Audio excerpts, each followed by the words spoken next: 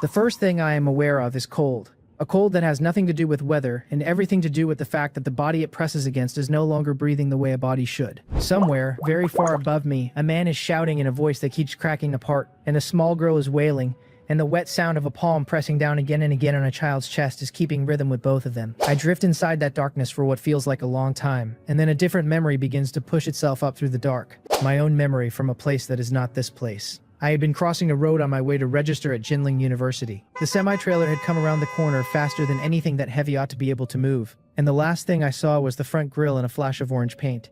So, am I dead? I think the question dryly, almost without surprise. The truck had hit me at near 80 kilometers an hour. There was no honest way to walk away from that. I think about the small life I had built, and how easily it can be summed up. I had been an orphan, taken in by a couple who were kind to me until they conceived a son of their own. And after that, I became an extra mouth at their table. Never beaten, never cast out, only quietly subtracted from the family arithmetic. I did not hate them. They had not abandoned me a second time. They had fed me. They had paid for school. So I had repaid them by working. I had been first in my class from primary school onward, and I had taken the third highest score in the county on the liberal arts entrance exam. And I had been admitted to Jinling University. And on the way to that very admission, a runaway truck had taken everything I had built. I feel regret.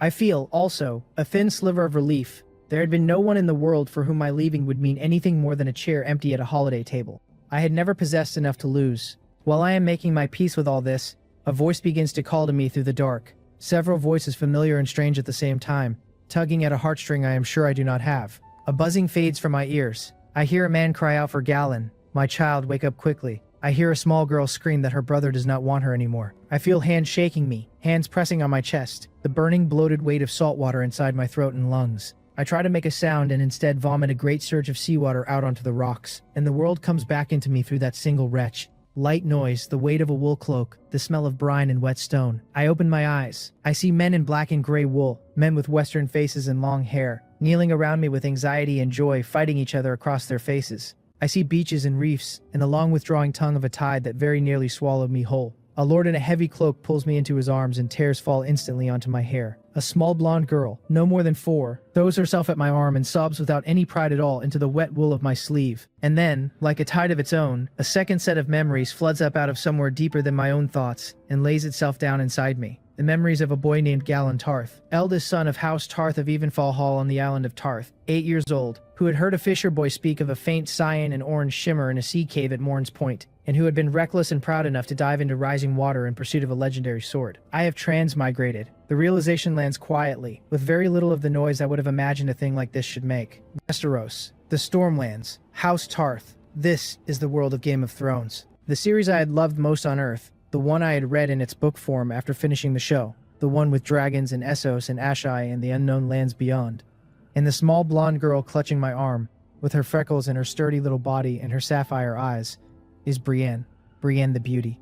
The only female knight in the Seven Kingdoms. The girl who, on the page, would mention only ever once that her older brother, 4 years older than her, had drowned when she was 4. That brother was Galen Tarth. That brother is me. I should be in shock. Instead, what I feel is something close to relief. On Earth I had been almost no one to almost no one. Here I am, the heir to an island, the son of an earl, the elder brother of a girl whose character was among the most upright in the entire show. The body settles around me. The new memories knit themselves into the old, and the old begin to feel more like a thing I once dreamed than a place I once lived. I can recall everything Galen recalled from the moment he first knew himself in this world. I am 8 years old and I am alive, and my father is crushing the breath out of me with the fierceness of his relief. Father, I manage.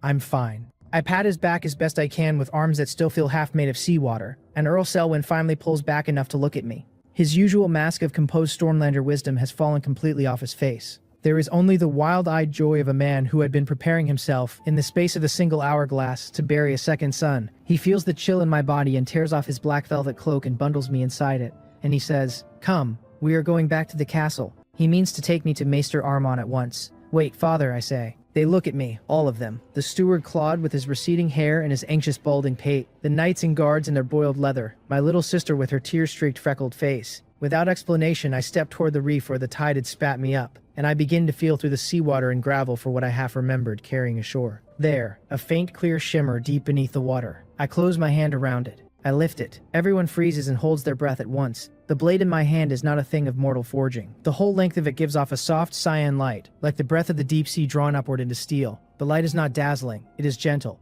It ripples like the surface of the Bay of Tarth on a moonlit night, and along both edges of the blade run two thin orange-red lines, exactly like that sliver of horizon just before the sun rises out of the sea. The crossguard and the hilt are made of a gray-white material as warm as ivory and as cold hard as metal, and at the pommel, an oval blue-black gemstone is set, ringed by a band of tiny inscriptions. The whole sword in my 8-year-old hand weighs nothing at all. It feels like morning light, and though I am holding it for the first time in this body, every man on that beach already knows its name. The name speaks itself in their ears as if a low whisper had been laid into all of them at once. Oathkeeper, a holy sword, one of the knights breathes. The sword of morning light. Oathkeeper, the young lord found it. One after another, the men in their boiled leather drop to one knee, their long swords thudding against the wet stone, and they look at me with the kind of feverish devotion that is dangerous to wear easily. Brienne, still streaked with tears, points at the sword in my hand and gabbles excitedly to our father. Father, brother, Oathkeeper.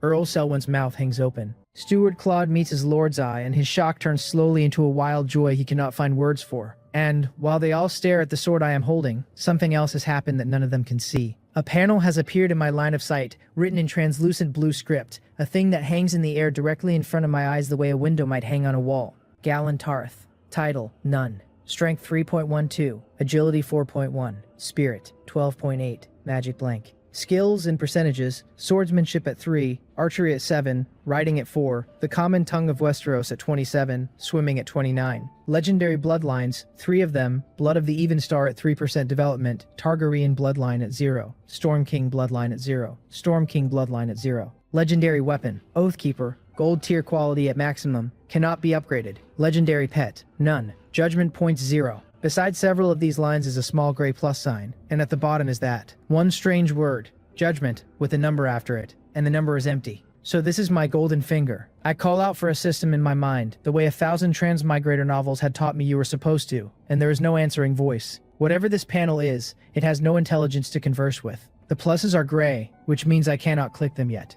The judgment points line sits there with its empty number. So, in order to add to any of these attributes, I must first acquire judgment points. How exactly does one acquire judgment points? The panel does not say. I feel the small headache that any transmigrator would feel at being given a manual without instructions, and I cannot help wondering whether this golden finger of mine is a gift of my crossing over, or whether it has been pulled out of the sea, along with this sword. Legendary weapon, Oathkeeper, gold. The only thing on the panel whose quality is already at the very top. The blade in my hand catches my attention again. I bend my eye to the inscriptions at the pommel, and the small ring of letters resolves itself for me alone. Just made. Oathkeeper. The legendary holy sword that the Maiden of the Seven in the Legends of the Seven-Pointed Star had bestowed upon Galadon of Morn in the Age of Heroes. The sword is real. The sword is mine. I cannot quite hide my excitement. In Westeros, what knight does not dream of carrying a named ancestral blade? The oldest houses pride themselves on a single piece of Valyrian steel, and now, 8 years old and still wet with seawater, I am holding a sword that surpasses Valyrian steel, as morning light surpasses lamplight. I lift it experimentally. It cuts the air with no resistance at all, and its weight perfectly suits the small body I have inherited, as if it has measured me and adjusted itself. And to settle the matter completely, on the backswing I clip the protruding corner of a reef beside me, and a chunk of stone the size of my head slides cleanly off into the water. The cut is smooth as a mirror. Even cutting through iron like butter would not begin to describe it. Father, is this? Earl Selwyn's voice has gone trembling and raspy. Oathkeeper. He had named me Gallon to bless me with the name of the legendary hero, never imagining that his eldest son would actually find the holy sword that had been lost since the Dawn Age. He reaches out a trembling hand to touch the blade, and the moment his fingertip brushes the steel, he yanks it back with a hiss as if struck by lightning. A bright red burn has appeared on his fingertip, with a faint thread of smoke curling upward from it. The holy sword chooses its master. My lord, Claude says quietly. There is no displeasure on my father's face. There is only joy brighter than before. He commands the steward to try, and Claude, jaw set, reaches out and is also burned. The two of them look at one another. He commands every knight and guard to try as well, and one by one, swallowing, they reach out and one by one they recoil with cries of pain and burns that will become small permanent honors on their hands. Not one of them looks angry. Every one of them looks reverent. They never expected, in any life of theirs, that their young master's tumble into the sea would mean they had been present when Tarth's lost holy sword came back into the world. I plant Oathkeeper into the sand and pull it free again, and the men climb back onto their feet, and Earl Selwyn at last lets the smile he has been holding back blossom out into something close to wonder. Come, he says, back to the castle. The guards roar their assent. He takes a leather sheath from one of the men and wraps the sword in it, and he scoops me up onto his horse with him, and Steward Claude takes Brienne, and the whole company turns its back on the rising tide and rides for Evenfall Hall. Evenfall Hall sits on a hill on the western coast of Tarth, looking across the Bay of Tarth toward Storm's End on the opposite shore of the strait. The castle is built of weathered grey stone, walls thick and rugged with sea weather, and at its center rises the tall Dusk Star Tower with the family banner of yellow sun and blue moon, mottled green with sea rust, marking 1,000 years of patient holding. By the time we ride into the courtyard, old Maester Armin is already waiting, gowned in grey, his chain heavy across his chest. Fires lit, hot soup made ready, he reports the moment my father dismounts. He does not yet know about the sword. He cannot understand why every face in the company is lit not with the grey of grief, but with a fervor none of them is bothering to hide. Inside the great hall, by the fire, Claude and Maester Armand strip my wet clothes off me and bundle me into a thick wool blanket and set me in front of the hearth. Claude's breath catches a little when he sees me set Oathkeeper carefully aside on the flagstones. Maester Armand eyes the strange beautiful longsword and decides kindly to ask later. He puts a bowl of meatball soup with cinnamon dates and mint into my hands and makes me sip it slowly. Brienne keeps adding small handfuls of kindling to the fire because in her 4-year-old mind a brighter fire will mend her brother faster. I cannot help reaching out and pulling her into my arms. She is not the cold, distant brother of my last life. This one burrows trustingly inside the wool blanket until only her freckled nose and her 2 bright sapphire eyes peek out at me from the fold. The closeness of it cracks something open in me that I had thought was shut for good. Earl Selwyn watches us across the hearth and a slow, deep smile of relief works itself across his face. Then his eye falls on Oathkeeper and he steels himself, and he reaches for it. This time he has learned. He grasps only the leather sheath. Even so, the weight surprises him, 30 or 40 pounds at least, twice the weight of an ordinary 2-handed sword, and he must use both hands to hold it level. Yet at Morn's point I had swung the same blade easily one-handed. The sword adjusts its weight for its master and turns leaden in any other hand. He examines the inscriptions at the pommel. Just made, Oathkeeper. He sets the blade down very carefully and exhales. He stares for a long while at the family banner above the hearth. 2 suns on a red field and 2 moons on a blue, the sigil of House Tarth. House Stark has been glorious. House Baratheon has been glorious. House Lannister, House Gardner, even the upjumped Tyrells of Highgarden, all of them have been glorious. But House Tarth has not left a real mark on the history of Westeros for a very long time. The head of House Tarth had once been honored with the title Evenstar. No one calls them that any longer. The end of dusk, my father whispers under his breath, the family motto coming to him unbidden, the coming of dawn. He looks across the hearth at me cradling Brienne, and he allows himself for the first time to think that perhaps Galon is the dawn of House Tarth. When the fire has settled, and Brienne has dozed off against my chest, my father turns his head toward me again. Galon, he says, and his voice has a careful edge. Why did you jump into the sea, and into that cave without thinking? Was it Old Feck's son who led you? I understand at once what he is really asking. No, father, I tell him, shaking my head. Old Feck's son did nothing. You don't need to trouble him. In the borrowed memories, the fisher boy had begged the old Gallan not to go in. Earl Selwyn's eye holds mine for a moment longer, weighing whether some scheme might have been at work against the heir of House Tarth. But in the end, he believes me. Then why were you so certain the holy sword was in the cave? He asks. I think for a moment and tell him a small useful lie. I heard a kind of call from the shore. A call from the holy sword. His eyes widen, his chest heaves, and I nod gravely. After all, I do not know yet how strangely I shall behave in the days ahead, and there is no harm in laying down, this early, the suggestion that the sword speaks to me in ways no other man can understand. Earl Selwyn fills in the rest of the picture for himself. That his son might be marked for some great responsibility. That his son might be a man favored by the Seven. The conviction settles on him the way snow settles on a roof, by its own slow weight. He will not tell me, but I see in the rapid breath behind his composure that he has taken on, in a single afternoon, a hope so heavy it has begun to frighten him. I do not feel any of that weight. I am quietly teasing my sister, who has begun to drowse, pinching one of her plump warm hands with my thumb and forefinger. 4-year-old Brienne is sturdy and warm and thoroughly cute. There is no hint yet of the nearly 2-meter warrior she will become a decade later. No awkward growth, no crooked teeth. Her sapphire eyes are exactly as the books described them. The freckles are exactly where the books said they would be. I find that I am very fond of this little sister already. I think how, in the original story, she was called ugly mostly because of her height and her crooked teeth, and her broad-built strength, and not because the bones of her face are bad, and I begin to think that, given a little quiet attention, this small girl could grow into a tall woman of great strength who is also unmistakably handsome. Skin care, a way to keep her teeth straight, the right balance of exercise. I file the notes away. I have time. I have nothing but time. I reopen the panel in my mind and read it through again, slowly, while my sister sleeps against my chest.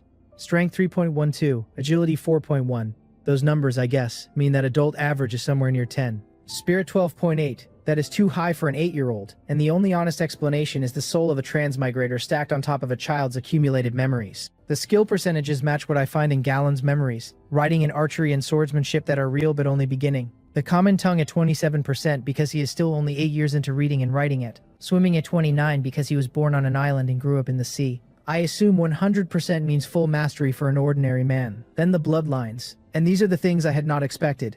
3 legendary bloodlines, all of which the panel declares undeveloped or near to it. Blood of the Evenstar runs in House Tarth back to the Dawn Age, and it must be the reason Brienne, in the books, grows as tall and as strong as she does. Perhaps a sliver of Evenstar awakening in her body. The Storm King bloodline traces to House Durrandon, the Storm Kings of old, who held Storm's End before House Targaryen's coming. House Tarth and House Durrandon intermarried for centuries, and the trait shows even now in our hair. The men of House Tarth, like the men of House Baratheon afterward, carry the thick black hair of the Storm Kings, while Brienne, like an Evenstar daughter, carries the pale gold of her mother's people. That is the pair I might have expected. The third, the Targaryen bloodline, is the surprise. House Baratheon, ruling the Stormlands these 2 centuries, had married into House Tarth quite often, and House Baratheon's own veins carry the blood of old Valyria diluted but real. Through those Baratheon-Tarth marriages, a thread of Targaryen has been woven into me, almost too thin to call mine. For most of House Tarth this thread is meaningless. For me, it means I can put points into it. That bloodline matters more than I want to admit to myself. To allocate enough points to wake the Targaryen blood in me would mean, in time, the gift of fire immunity, the answering call of dragons. Dragons are not optional in this world. Having a dragon and not having a dragon are 2 utterly different things, so that is the one I will be hungriest to feed. Not now I do not even know how to earn judgment points.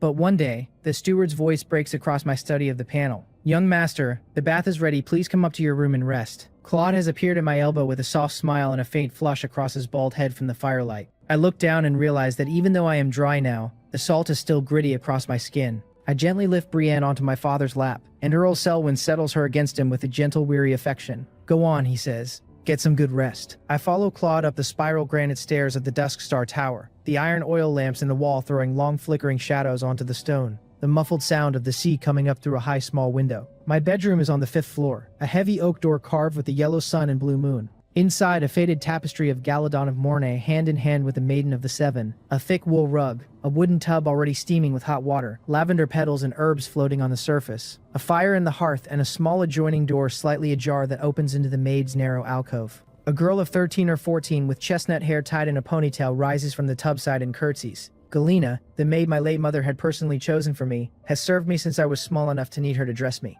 She helps me out of my salt-stiff clothes with the easy skill of long habit, and I sink into the warm water and the smell of rosemary, and feel my body give up the last of its tension. I tell her she may go for now. She bows away into her alcove.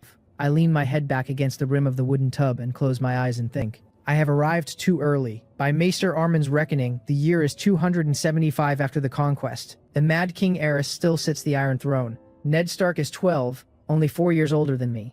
The tourney at Harrenhal is more than a decade away. The War of the Usurper later. I am, for the moment, in the same generation as Jaime Lannister and Ned Stark and Petyr Baelish, all of them still children. Interesting, I think, with my eyes closed, and the corner of my mouth lifts in a small smile. By the time the real plot begins, I shall be around 30, in the prime of my strength, and I shall have spent 20 years getting ready. I am the heir to Evenfall Hall, and the legitimate son of a lord. Tarth is not the wealthiest fief on the eastern coast.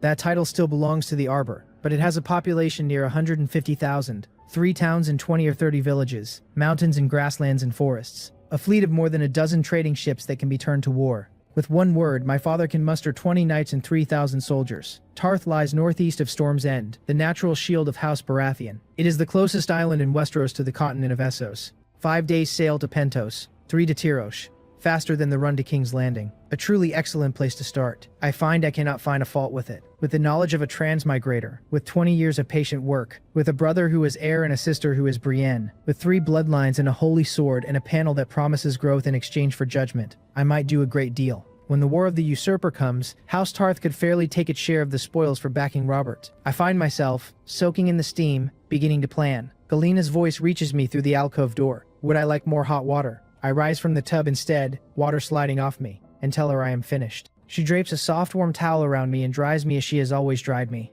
I am 8, and have not yet developed, and to refuse her now would be the strange thing. She hands me underclothes and a black silk sleeping robe.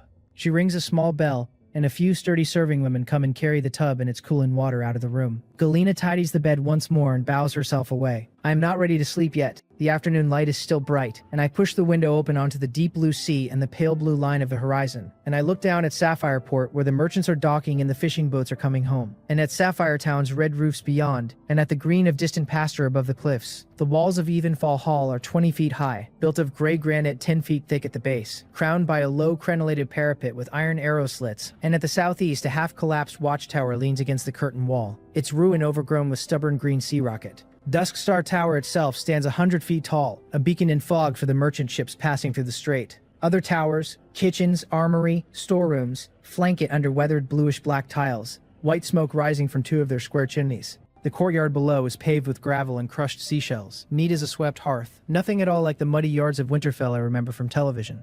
Behind the castle, the boughs of ancient trees mark the godswood, where the boy I was used to play. 1,000 years of careful Tarth holding has built a castle that is both beautiful and stubborn. Whatever I had imagined of medieval life, this is better.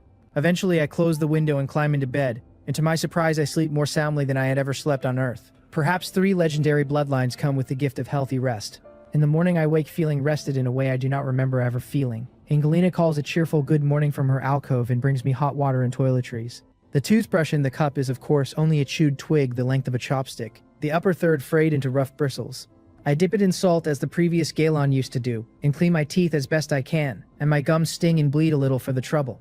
I shall need to invent a proper toothbrush. I shall need to invent a great many small things. The thought makes me smile. Galena dresses me, a close-fitting linen shirt, a dark gray woolen silk robe embroidered with antique gold thread patterns, and fastened with 3 ebony buttons, plain black linen trousers tied below the knee with leather cords, a pair of high cowhide boots for the rocky island ground, and around my waist a tanned cowhide belt with a gold buckle and a wave-carved tail. The whole outfit marks me a noble at a glance. A commoner could not afford it after a year of work. In my last life I had owned 1 or 2 sets of clothes, replaced only when worn through, and I had refused every confession a girl made to me in school because I had been ashamed of how I dress here. I stand before the half-length brass mirror in the south corner of the bedroom and look at the boy I have become. Short, dark, slightly curly hair with messy ends, the black hair of the Storm Kings, the same black as my father's. A pair of clear blue eyes ringed faintly with light gray near the pupil, like a sea shrouded in morning mist. Pale skin with a few freckles scattered on either side of the nose. Long slender brows, a straight nose, a chin that is firm but not yet hard, nearly 5 feet tall already, far above what 8-year-olds should manage. I look at the boy in the brass and I cannot help thinking, with a small private smile, that this is a face that suits the master of Oathkeeper. I leave the bedroom and go down the spiral stair to the great hall, where the maids are already laying out breakfast. "The young master," they cry, and they bow with a brightness in their eye that they did not used to have when I came down. The news of the Holy Sword has plainly already gone through the household. Steward Claude tells me my father rode to Sapphire Town the previous night and has not yet returned, and Brienne is still asleep. I sit at my usual place. Breakfast is a feast. 3 kinds of bread, 4 kinds of meat, 2 soups, apples and blood oranges, and pumpkin chunks roasted to take the edge off the richness. The cooking is plain by my old standards, but the ingredients are excellent. I eat and enjoy. And then, instead of waiting for my sister to wake, I climb to the 3rd floor of the adjacent tower, where Maester Armand makes his lessons among his ravens. Maester Armand greets me with sparkling eyes. He had been the one Earl Selwyn told of the Holy Sword the night before, and he had not slept much for the excitement of it. The chain across his gray robes is heavier than most maesters' chains. Bronze for astronomy, black iron for history, silver for medicine, gold for arithmetic, a rare platinum link for mastery of Valerian and ancient texts, and a small copper at the end for navigation and cartography. He has served House Tarth for 30 years. He is 60 now, his hair streaked with gray, but his eye has not lost its sharpness. He tells me kindly that I should rest after yesterday's drowning. I shake my head. I tell him that knowledge matters as much as steel. He is delighted. Few noble children, especially boys, choose study over riding and hunting. To find that the new bearer of the Holy Sword has chosen to study is, for him, a small private joy. He tests me on heraldry first. "House Royce of the Vale," he asks. I recall in 2 seconds. Runestone north of Gulltown along the narrow sea, sigil of pebbles between 2 rows of runes on an orange field. Words we remember. And without his asking I add the rest, that the Royces are one of the few houses of the Vale to descend from the first men, that their kings of the Bronze Age held the title Bronze Kings, that they once carried the Valyrian steel sword Lament until it was lost in the Dance of the Dragons, that they yet possess ancestral bronze armors inscribed with old runes, said to ward the wearer. I remember things now, I notice as I speak, with a clarity that the boy I was on Earth never had. Memory has thickened into something dependable. Maester Armand's admiration is plain. He asks for House Valerian, and I give him Driftmark and the silver seahorse on a sea-green field, and the words, the old, the true, the brave, and tell him that the Valerines came to Driftmark before the Targaryens came to Dragonstone. that they share Valyrian features, though they are not a Dragonlord house, that the office of Master of Ships on the small council usually goes to their head. He stops me there. Galon, he says, you have mastered heraldry. We shall begin a new lesson. He writes 3 options on a piece of parchment and slides it to me. Geography and cartography of the 7 kingdoms, noble etiquette and laws of succession, medicine and herbal knowledge. I think for a moment and choose geography. Etiquette and laws can wait. Medicine I need only in passing, but a transmigrator without a map is a transmigrator wasting his good fortune. Then I add a request. May I take a second course as well? Of course, he says. Which? Valyrian, I answer. The maester's brow lifts. Valyrian is taught chiefly to children of House Targaryen and House Valerion. To Westerosi nobles outside that circle it is almost useless, since only the free cities use it. I give him the smaller of my 2 reasons, that I hear merchants from the free cities speaking it at Sapphire Port and am curious about Essos, and hope to travel there one day. The truer reason, that one cannot ride a dragon by speaking only the common tongue I keep to myself. Travel to the free cities. The maester nods. That is no bad ambition for a young heir. He has spent his 30 years on Tarth meeting merchants from Essos and even from the Summer Isles, and he believes a journey would broaden me. Very well, he says. Then I shall teach you both. The lessons will be condensed. You will need to spend more time studying. He unrolls a great map on the long table, and we begin with Westeros, and I pick it up almost as fast as he can lay it down, because I have spent hours of my last life staring at electronic maps of these very lands. He smiles at the speed of it. Then he takes down a slim volume of Valyrian poetry and begins to teach me Valyrian script and pronunciation by way of verse. Not the textbook a sane teacher would have chosen, but in a world without dictionaries one teaches what one has. And I grit my teeth and listen. After 2 incense sticks of Valyrian I check my panel quietly. The skill bar does not yet show Valyrian. Below 1% the panel does not list a language at all, I gather. Not a problem. I have no judgment points to spend, and no idea yet how to earn them. And Valyrian will come. A maid knocks. My lord is back in the hall and asks for us. I bow to Maester Armon, and he tells me with a smile that today's lesson ends here, and I follow the maid down to the great hall, where my father is waiting with a sword in his hand. From the hilt I know it for Oathkeeper, but the crude leather wrap of yesterday is gone. In its place is a splendid black scabbard, freshly forged. So that is where my father went the night before. To Byron, the most skilled blacksmith on Tarth, in Sapphire Town, to have a scabbard hammered through the night. The faint redness in my father's eyes tells me he has not slept. Galon, the scabbard is ready, he says, and offers the sword to me with both hands. I take it one-handed and examine it. Black iron, hammered rough on the surface for a sturdy feel, lined in pine wood that is light and shows its honey gold grain along the seam, a band of gray sharkskin near the throat for grip, fine threads of silver tracing across the iron and around the wood for a cold gleaming line, about 4 feet from sheath mouth to point. Most strangely, the leather clasp has been set up not for the hip, but for the back. My father has thought ahead. The diagonal shoulder rig will fit a small body better than a hip belt would. I am 8 and not quite the height for a 4-foot sword on the hip.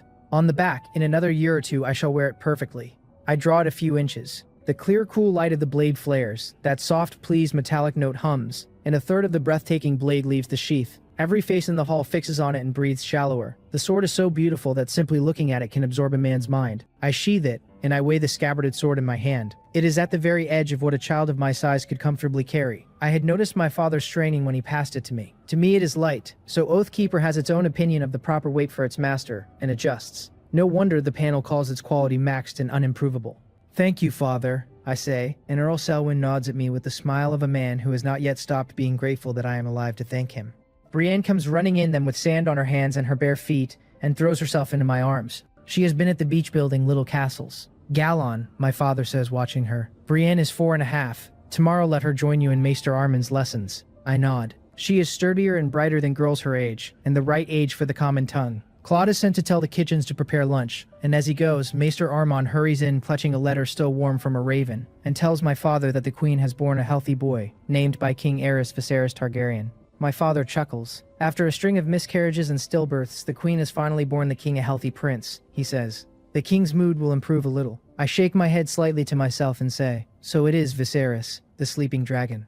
The maester says there is a second letter. Lord Tywin, to celebrate the prince's birth, plans a great tourney at Lannisport 1 month hence. My father reads it and frowns, and says he will not go. He will have Claude arrange a gift to send for the prince's name day. The maester nods and moves to leave, but my father bids him stay and sit and eat. There is something he wishes to discuss. I sit down with my sister on my lap, while my father and the maester between them lay out for one another the political map of Westeros. The open quarrel between King Aerys and his hand Lord Tywin. The small disagreements that have grown into open ones. The upcoming 10th name day of Stannis, the second son of Lord Steffan Baratheon. The dwarf son of Lord Tywin, who has not died as everyone expected, but is growing up at Casterly Rock. I listen. Most of these names are familiar from a life I cannot mention. They are children for the moment. Through their conversation I begin to understand why the king is called the Mad King, not only for his cruelty but for the strangeness of his ideas. He had once proposed to Lord Rickard Stark of Winterfell that a new wall be built 100 leagues north of the existing one to claim all the land between, and Lord Rickard had stood there speechless because no one had any idea how a new wall might be constructed.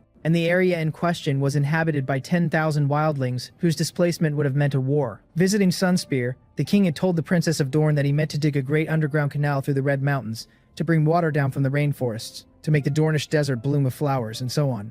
Listening, I almost choke on a piece of bread laughing. Aerys and his second son Viserys, I think, are cut from precisely the same cloth. Viserys' whole talk in the books about waking the dragon must have been learned at his father's knee. I notice the contempt my father is at no pains to hide for the king, and the careful praise he gives Lord Tywin. Whether Tywin is patiently driving the king mad or merely doing competent service in difficult conditions, I cannot tell yet. Either way, his administrative skill, military leadership, and political acumen are the first rank in the Seven Kingdoms. After lunch, Brienne and I go up to nap. Children grow on sleep.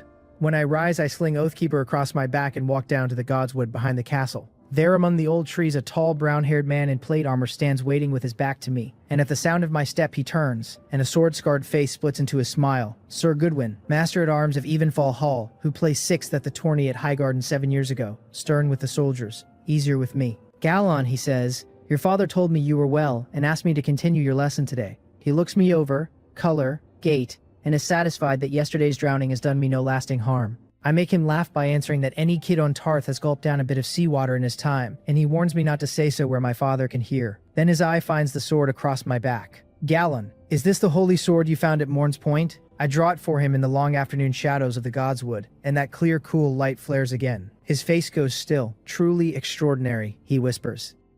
He is from the Riverlands, near Harrenhal, and he had heard the awe of the others yesterday and held back a small doubt. The doubt is gone. He admits, to me alone, that the sight is more stirring than even Arthur Dane drawing dawn. He says, with a shrug and a small grin, that he will not let me practice with such a sword. A graze from it is more than a scratch. I tell him I have brought it not for sparring but for testing. Yesterday it had taken a corner off a reef without my noticing.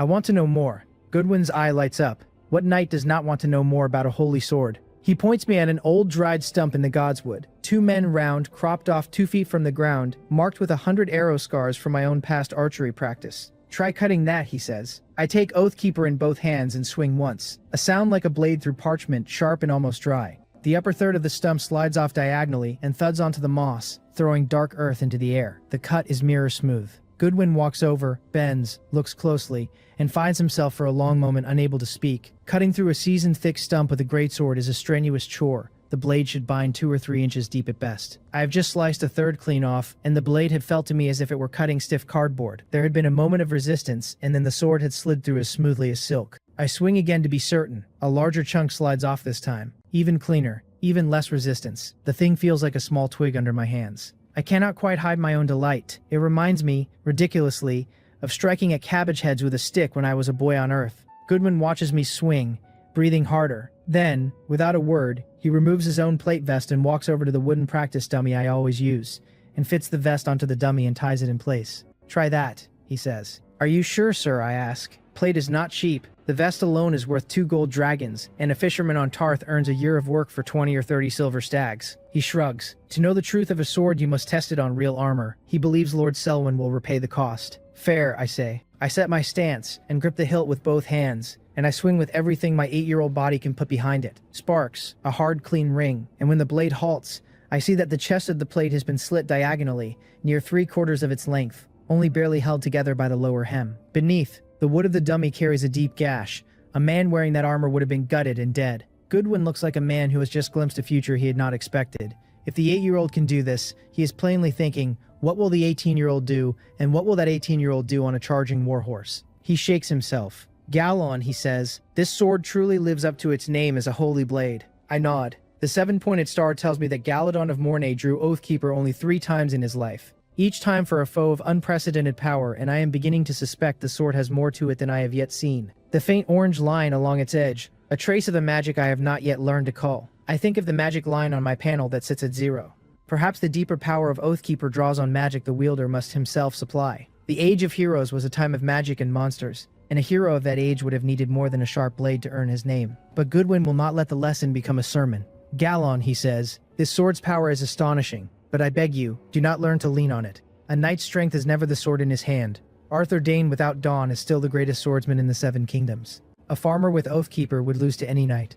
I understand, sir, I tell him. I do. The sword is the icing. I am the cake. He is satisfied. Switch to the wooden practice sword, he says. Today's lesson begins. His way of teaching me is wonderfully simple. He never has me spar with him. He has spent 2 years building me from the foundation up. Grip. Generation of force from the core. Footwork. Never rushing forward. Never permitting bad habit. My foundation is strong. Now we are working on precision. 2 months ago, he set me to standing before the dummy and to him calling out target areas: heart, liver, spleen, lungs, head, neck, hands. And I had to whip the wooden sword in and strike that exact spot within a second of his calling it. I can now hit any target he names within a heartbeat. He has moved up to a harder drill, a basket of sour green apples from the hills around the hall, and he stands across from me and throws them, and I, holding the wooden sword like a baseball bat, must strike the apple out of the air. In the first weeks I could not hit any of them, and was hit several times myself, until my brow lost its pride and learned to track. Now I hit 1 out of 3. Goodwin throws at 70% of his strength, which is fast. When I can hit every apple, he says, he will replace them with green dates the size of olives. Fast, accurate, ruthless. That is the heart of the sword, he tells me.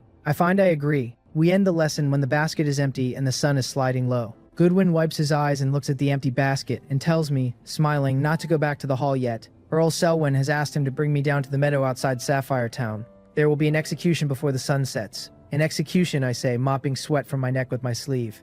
2 rapists, he says calmly. I nod. In Westeros, rapists are hanged or beheaded. My father, like Lord Stark, carries out the sentence with his own hand, partly to hear any last grievance, partly to make plain the Lord's authority. He has had me watch 2 such executions before. He is already preparing his eldest son to inherit the chair. We mount and ride down towards Sapphire Port through the evening. There are 3 towns on Tarth: Sapphire Town, Swordgrass Town, and Seahorse Town. Sapphire Town is the largest because it sits beside Sapphire Port, the best harbor on the island. Hangings and headings happen on the meadow outside the town walls. By the time we reach it, a crowd has gathered. My father's guard, several knights I know, 30 or 40 townsfolk. Heads turn at our hoofbeats. Young Master Gallon, the cry goes up, and a path is cleared. The hum of conversation thickens when they see the sword at my back. The news has had only a day and a half to spread, but on an island this size, that is enough. The small folk are already whispering that Gallon Tarth, sharing the name of Galadon of Morin, has found Oathkeeper at Morin's Point, and that perhaps the young master is the legend reborn.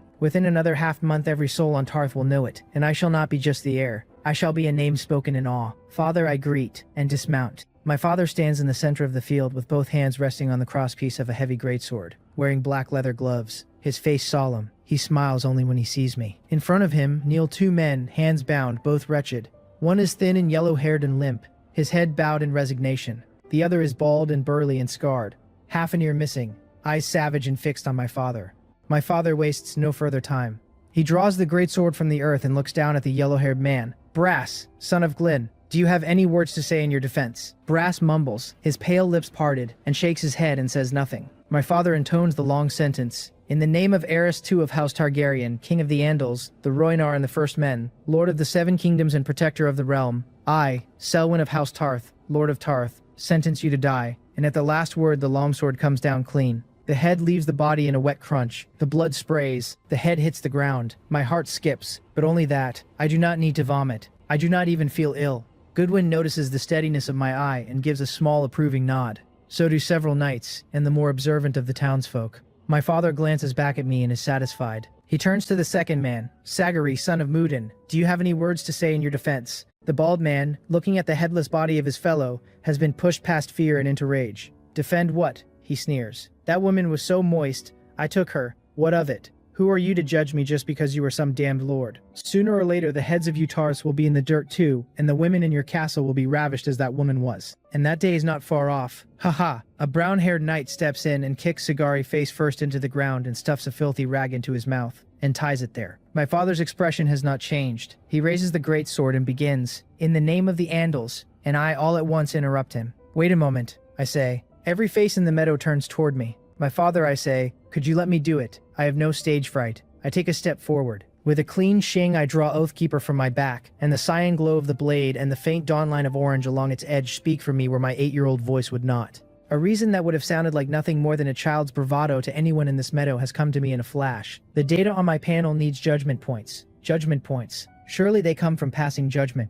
Surely the way to find out is the man kneeling at my father's feet. "You," my father says, his face a careful mask of surprise. But he sets his sword down. He has told himself twice in 2 days to let me try things that do not match the small shape of an 8-year-old life. Other lords would have shouted at a son for this presumption. He only steps back and nods at me and gives up his place. The meadow goes silent and tight. I stand before the bald man with both hands on Oathkeeper, the blade laid across the back of his neck, and I make my voice as solemn as my body will allow. "Sagari, son of Mudin, your actions have violated the law and your crimes are unforgivable. In the name of the morning, I sentence you to death. There is no further hesitation." I lift Oathkeeper and bring it down with everything in me. Cyan and orange flash together with a strange small metallic hum. Sagari's head leaves him and bounces twice on the dirt. There is no spray of blood, which surprises everyone who sees it. The cut neck is charred, and a thin curl of smoke rises from the stump, and there is a faint sizzling sound. And that is all. The crowd has gone still. The sword has felt to me like cutting a rope, easy beyond anything a sword should be. The first kill of my new life is also somehow not a thing I find difficult to bear. I can think only of the panel.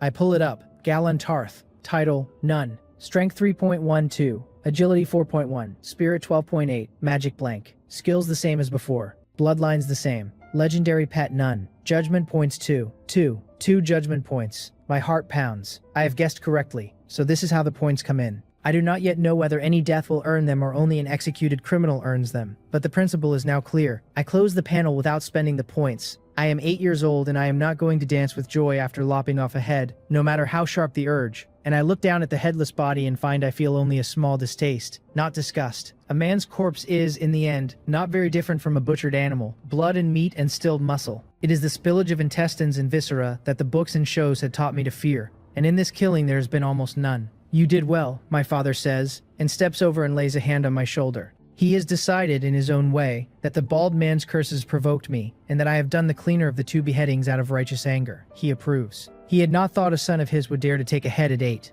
Many noble children at this age dare not even watch. I look out at the small folk, and they have not dispersed. They are staring at me with the sword still in my hand, and the chant begins low and quiet. Gallon, Gallon, Galadon of Mornay, and grows until 30 or 40 voices are doing it together, half whisper and half prayer, and I do not know what to do with that. I wave at them with what I hope is a faint, dignified smile. "Let's go home, father," I murmur, and he nods, and we ride back to Evenfall Hall. I make some excuse to wash, and I hurry up the spiral stair to the bathtub, where Galena has already laid out hot water. I send her into her alcove. I sink into the warm. I open the panel. The 2 judgment points still sit there beside that awkward little number. I look at the rest. The plus by magic is gray, unspendable. The legendary weapon is maxed, no plus to spend on. There is no legendary pet.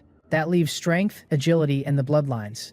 I really want to spend 2 points on a bloodline. On the Targaryen one, of course, but I do not yet know what 2 points to a bloodline look like, and if I cannot see the effect after spending, I shall never know whether I have wasted them. So for the first allocation, I shall play it safe, a basic attribute where I shall feel the difference. Strength or agility. After a breath, I choose strength, the most obvious of all sensations. I tap the small gray plus by strength twice with my mind. 2 ghostly golden plus signs flicker. The judgment points line drops to blank. The strength line ticks from 3.12 to 3.14. A wave of heat rises through every part of me at once, hotter than the bathwater by a long way. It is not unbearable. It is something like blood that has begun to boil but has the courtesy not to scald. The heat settles outward from blood into muscle into cell, and I feel it sink at last into bone. A long soft sigh leaves me without my permission. Galena's voice from the alcove asks worriedly if the water is too hot. I tell her no, that I have only strained myself in the afternoon's training, and she relaxes. The interruption has cost me. By the time I have answered her, the warmth has dissipated, and the panel improvement is no longer a thing I can feel happening, but a thing that has happened.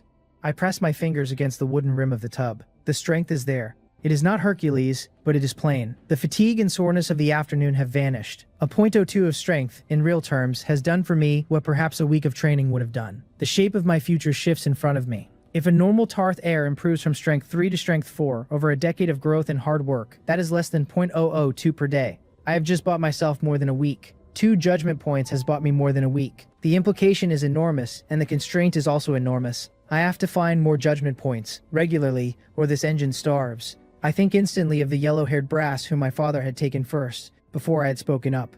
A wasted prisoner. 2 points, given to the wind. I have to do better. I will have to talk my father into letting me carry out the sentences from now on. I dress quickly, and Galena helps me. and I go down to the hall. My father is playing with Brienne in front of the fire. She breaks into a delighted smile when she sees me. "Brother," she calls, and lifts her fat little arms. I cross to them and lift her up. She is heavier than she was a season ago and growing fast, but my new strength holds her without trouble. "Do you feel Brienne is a little heavier again?" my father teases. He is also faintly puzzled. Brienne is plainly outpacing other girls her age, and Maester Armand saying that she will grow tall is starting to look less like a guess and more like a fact. I tell him she is fine, no weight at all, and pinch her cheek because she will hate hearing herself called heavy, and the little girl is sensitive. She closes her eyes and gives my father a smug sidelong glance. He laughs and tells Claude to have the maid serve dinner. Over the meal he asks me how it had felt today. I tell him it was good and pause. And I tell him slowly I seem to feel an unusual kind of power. "What do you mean?" I work my words. I felt that Oathkeeper was excited. My father's mouth opens and his eyes widen. "Claude," he says without taking his eyes from me. "Take Brienne to the kitchens for now." Claude understands at once and lifts Brienne out of my father's arms. Brienne goes unwillingly, but the kitchens are a place of strong attraction for her, and she allows herself to be led. When the hall is empty of any ear but ours, my father leans forward. "Galen, what are you saying?" "I think," I tell him, "after I had killed that man." Oathkeeper seemed pleased. "It increased my strength. Not by much, but it was unmistakable. I tell only as much as I need to. He is my father, my natural ally, and the lord of the island. Two of us pulling together will move further than one of me pulling alone." He stares at me for a long moment, his chest rising and falling. He half believes me already. My face is not a face that is joking, and I have no reason to make a joke of this. An Oathkeeper is the holy sword bestowed by the Maiden of the Seven, and if any sword in the world might do such a thing, this is the sword. To increase one's strength by slaying the wicked, he thinks. Could his son truly grow into a hero like Galadon? May the Seven bless us. House Tarth shall finally rise. He stops himself and gathers his wits and says, "I understand, Galen. After dinner, come with me somewhere." "Where?" I ask. "Outside it is already dark. I will take you to verify what you describe," he answers. I have a fair idea of where he means. We finish the meal. Brienne returns, riding triumphantly on Claude's hip with a blueberry tart in one fist. The wet nurse takes her up to bed for a story. The other servants are dismissed. My father takes a torch in each hand and leads me through the dark courtyard toward the low tower in the southeast corner of Evenfall Hall. Claude asks, mildly, where we are going so late. My father tells him only to bring 2 torches. Claude does not ask twice. The man knows his lord's temper. If the lord has not said, the lord does not wish him to know. A steward learns to do more and ask less. I watch the exchange and find I admire my father all over again. Claude is his most trusted assistant, and yet he is not telling Claude what is happening. Not because he distrusts Claude, but because the fewer people who know a secret, the safer the secret is. He is clear-eyed even in his joy. I had told him just enough of my abilities, and I had been right to do it. The heir to Evenfall Hall I might be, but at 8 I cannot mobilize an island. He can. With one word he can take me out at night to farm prisoners. That is what we are about to do. The low tower in the southeast corner sits over Evenfall Hall's dungeon. 2 guards salute as we approach, and one opens the heavy door and leads us down a spiral stone stair. The cold rises around me as I descend. The stair opens onto a long corridor lit by torches and iron sconces in the stone walls. From a side room, a tall, lean, slightly stooped, one-eyed man emerges in a gray robe, his greasy hair in disarray. The guard behind us bows, takes back his torch and goes back upstairs. The one-eyed man, my cousin Moen by a branch of House Tarth, addresses my father. "My lord, why have you brought Galen down here? It is dark and dirty and might frighten the young master." My father shakes his head. "Moen, Galen is not as fragile as you think." "Hello, Uncle Moen," I say. He nods at me with surprising softness. Moen had once been a different man. Over a decade ago, in an island raid, his pregnant wife was raped and murdered by pirates, and he has not been right since. My father took the field with him and slaughtered that pirate crew to a man. Moen lost an eye in that battle. The vengeance settled, the rest of him did not. He sank into drink. My father, unable to watch his cousin rot, gave him this post, torturing prisoners for the dungeon of Evenfall Hall. Some pleasure in that work has kept him on his feet these many years. He is short and unpleasant with most of the household. With me he is gentle.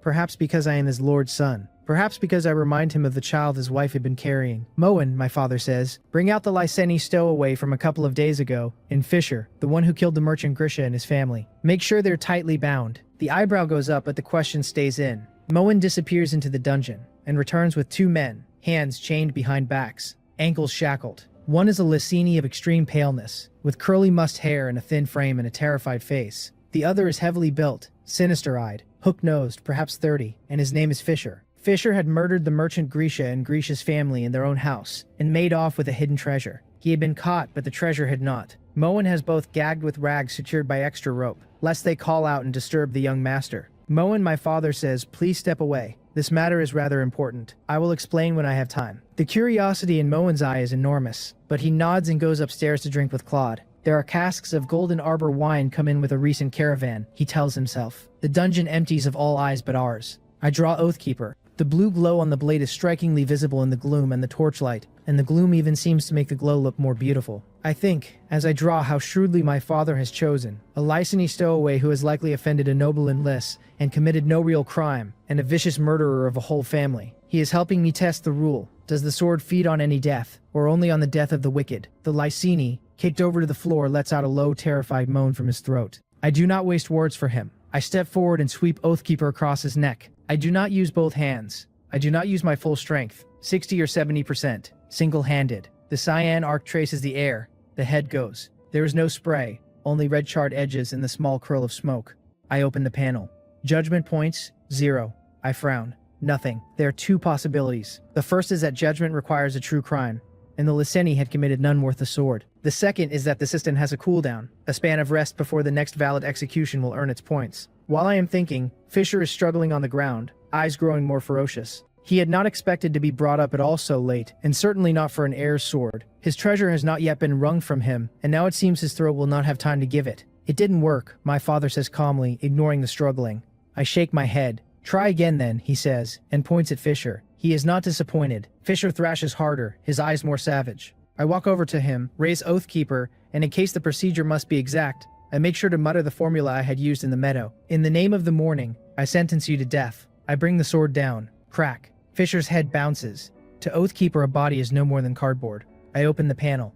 Strength 3.14, Agility 4.1, Spirit 12.8, Skills the same, Bloodlines the same, Judgment points 0. Still nothing. My head begins to ache. The procedure is correct. I have even spoken the formula. Fisher is a murderer with conclusive evidence, a worse criminal than the bald man this afternoon. Why has nothing happened? There must be a cooldown. There must be. It is the only thing that fits, and if I am honest, it is also the right design. Because if there were no cooldown, a man with a holy sword and a panel could grind out invincibility in a single afternoon, and even a dragon would be one stroke before him. The world cannot allow that. I tell my father, Father, it still didn't work. He does not suspect me of having lied to him at dinner. He asks instead what I think the reason is. Perhaps I venture, there must be some time between uses for the effect to renew. He thinks for a moment and nods. I understand, he says. I'll bring you back tomorrow. I almost choke on the gratitude that rises in me. Any other lordly father, hearing such a story from his son and seeing no result after 2 heads taken, would be furious. Mine is already planning the next experiment with me. I give him in my mind a quiet thumbs up. We climb the stair and go out into the night. He tells the guards at the door, when Moen returns, to help him dispose of the bodies in the dungeon. We walk back to the great hall. I go to my room and stare for a moment at the panel and at the inactive 0, and then I close it and tell myself, with my father in this with me, the answer will come. In the morning, Maester Armand teaches me as usual, and Brienne joins us this time. My sister is well behaved, lively as a pup with me, but obedient with the Maester, never rebellious. And when the Maester sets her aside with a picture book, she sits and reads it with serious attention. After my lesson, the Maester goes to her and uses the pictures to teach her first words of the common tongue. The morning passes that way. In the afternoon, I go to the Godswood again to train with Goodwin. We do swordsmanship and archery. Archery is frankly more fun than swordsmanship, and my talent for it is a little stronger. Aiming, drawing, and releasing are all already standardized in this body, and what I lack is only the practice that turns motion into instinct. To my slight surprise, as the lesson nears its end, I begin to hit the center of the target several shots in a row. I open the panel quietly. Archery has gone from 7 to 8%. A small thing, but a real one. I do not know whether the previous Galon had been at the edge of a bottleneck, or whether the firmness of my new soul has improved my comprehension. Either way, I am pleased. I bid Goodwin farewell and hurry back to the hall. My father is already waiting. A maid hands me a hot towel. I wipe sweat from my face and neck, and follow him again to the southeastern dungeon. The day's guards are different from the night's. Moen is not at the door this time. From deeper in the dungeon, I hear the wet wails of a man being interrogated. My father calls his name. After a while, there is the clang of a door, and Moen comes out wiping bloodstains from his hands on a piece of burlap.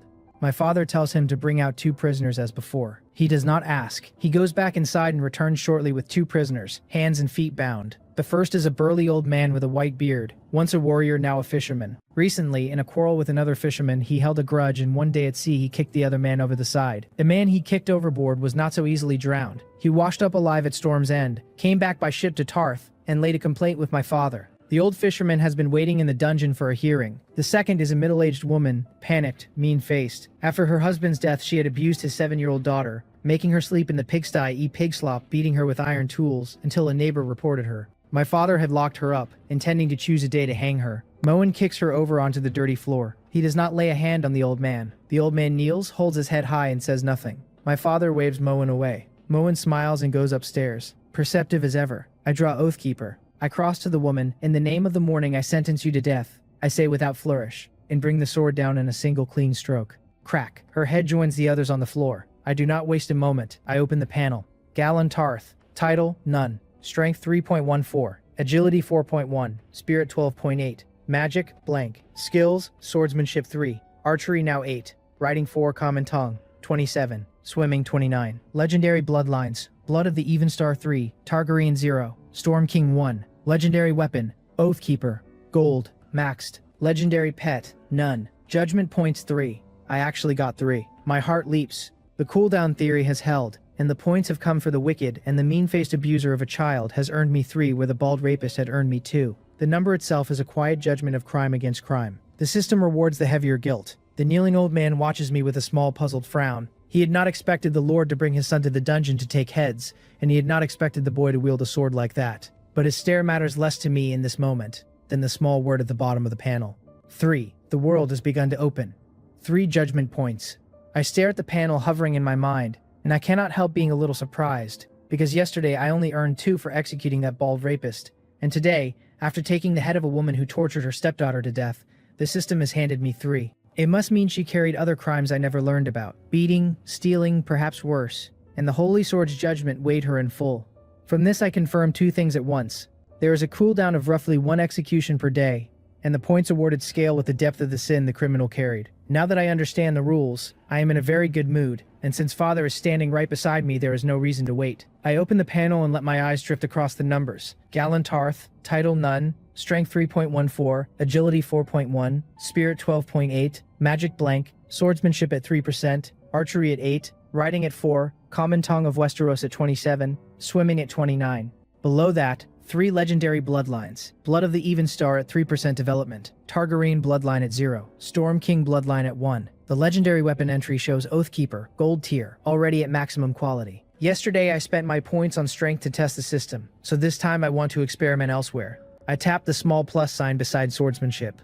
3% jumps to 4% and a cool, clear sensation washes through the back of my mind. The principle Sir Godwin has been drilling into me, the way the wrist should pivot, the line a parry should travel, the timing of a thrust, settle into place with a clarity I never had before. A pulse of warmth flickers through my right wrist and is gone, leaving the joint feeling looser, more responsive, almost as if the bones have been quietly oiled. So 1 judgment point equals 1% of skill proficiency. I decide not to pour the rest into swordsmanship. Skills can be ground out through practice, while basic attributes and bloodlines are far harder to raise on their own. I let my gaze fall on the bloodline section and click the plus next to Targaryen bloodline. A soft buzz vibrates through my whole body. The panel deducts 1 point, and an invisible current rises inside me. Flames seem to leap behind my eyes. My skin goes flushed and hot, and for a moment I see roaring fires in some other place. Dragons wheeling on enormous wings against a black sky. The vision shakes me hard enough that I stumble, and only by driving Oathkeeper's tip into the stone slab am I able to stay upright. Father lurches forward at once, calling my name, his palm pressing against my forehead, and finding skin that feels almost feverish. Even my eyes, he tells me later, were rimmed with a strange orange glow. The reaction passes in only a few breaths. I steady myself against Father's arm and nod when he asks if it worked, and his composure cracks open into a wide, breathless grin he cannot contain. Wielding Oathkeeper to judge the wicked truly does strengthen the wielder. What a gift, what a holy sword the 7 have given us. House Tarth is going to rise. He gathers himself quickly, every inch the great noble again, and asks if we should continue. I shake my head and tell him it appears to be a once-a-day effect. We already proved that last night when the 2nd prisoner produced no reaction. Father nods because he had suspected as much. His gaze settles on the white-haired old man bound near the wall, old shaven, who served my grandfather in many wars. Father tells him quietly that he had originally meant to imprison him for a while and then let him go. But he has heard things he was never meant to hear, and so, he is sorry. The blade slides forward in a single decisive motion, the tip vanishing into the old man's back, and a dark crimson flower blooms across his chest. Old Shaven grunts once, looks up at me, looks at Father, and his eyes slowly dim, never understanding what the Lord and his son are really doing here. I watch Father wipe the blade and sheath it without hesitation, and I cannot help nodding inwardly. That old man could have been kept for tomorrow's execution, but Father feared a leak in the night and chose not to risk it. Decisive, cold when he needs to be. We climb back to the upper floor of the dungeon. where Moen sits cross-legged in the shadows nursing a flask of wine. Father asks him to dispose of the bodies, and Moen, who can read what has happened from the apologetic edge in Father's voice, opens his mouth as if to ask something, and then closes it again.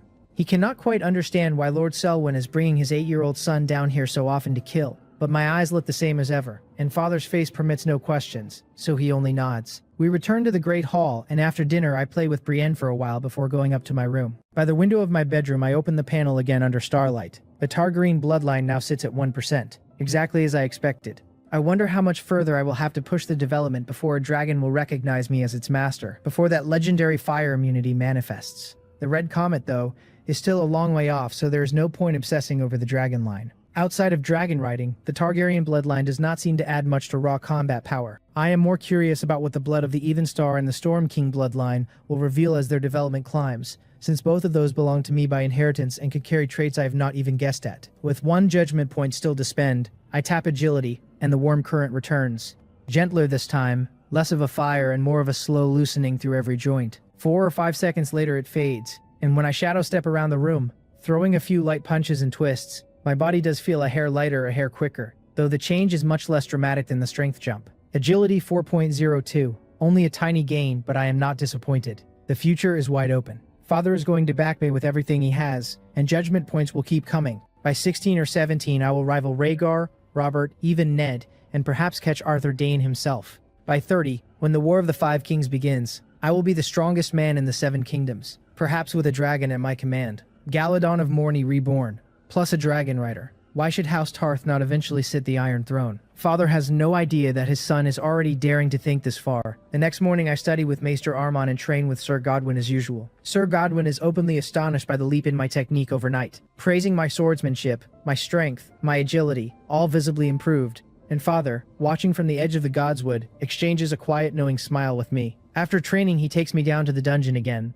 Moen has prepared 2 prisoners and slips deeper into the cells the moment we arrive, professional discretion already in place. I judge the first man with a clean stroke, but the panel awards no points. When I ask Father what the man did, he tells me it was poaching. I understand at once. In this world, poaching in a lord's forest is punished by death or by the wall, but in the system's eyes it is not really sin, only a crime invented by lords for the convenience of lords. So the Holy Sword refuses to count it. Father had chosen the man on purpose, an experiment he wanted to confirm.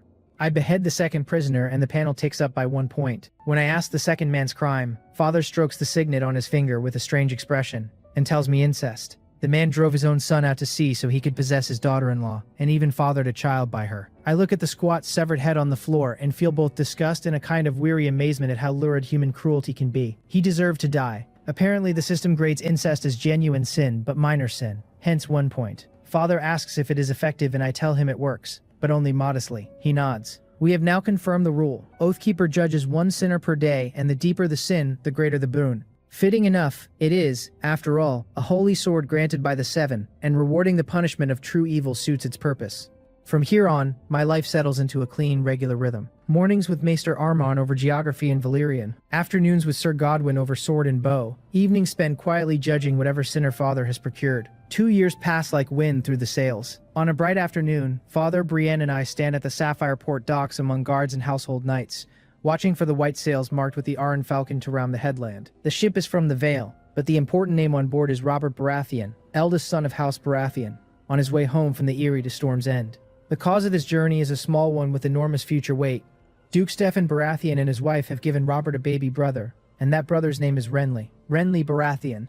I let the name sit in my mind for a moment, knowing exactly which knight in green armor it will one day become, and feel time tightening like a drawn bowstring around me. The continent of Westeros has always run on the fostering custom. Highborn sons are sent to be raised in the halls of equal lords, sometimes as wards to seal an alliance, sometimes as hostages dressed in the same clothes, sometimes simply as a vote of confidence from one father to another that another man can raise his heir better than he can himself. It is an arrangement that frequently outweighs marriage in political weight.